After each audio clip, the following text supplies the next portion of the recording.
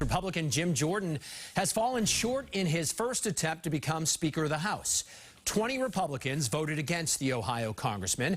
Jordan now needs to sway 17 of those members to be named Speaker. Every Democrat voted for Minority Leader Hakeem Jeffries. A second vote is expected sometime today, but we don't know when that will happen. Let's bring in our political analyst now, John Keller. I know you've been watching today's events very closely, all the events leading up to this.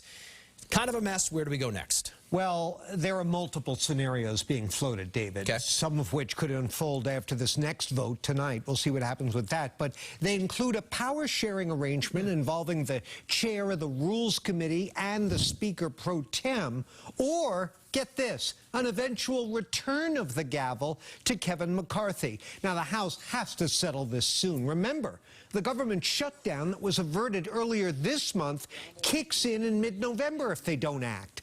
But when I spoke this afternoon with Harvard Kennedy School congressional expert David King, he said the rejection of Jordan is a sign of backlash against Donald Trump, who backed Jordan, and the hard right politics favored by his supporters in the House.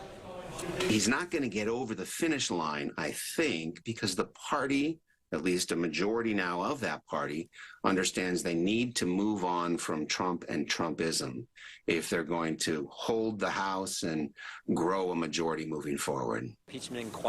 Now, Professor King also suggested that an effort by Jordan's allies in the right-wing media to whip up public pressure on Republicans had backfired. Get this, one GOP member was infuriated by hundreds of phone calls to his office demanding that he back Jordan when he had already publicly committed to voting for him. So a little bit of overkill there, David. All right, so you're talking about the government shutdown. We're talking about aid to different countries who are currently at war.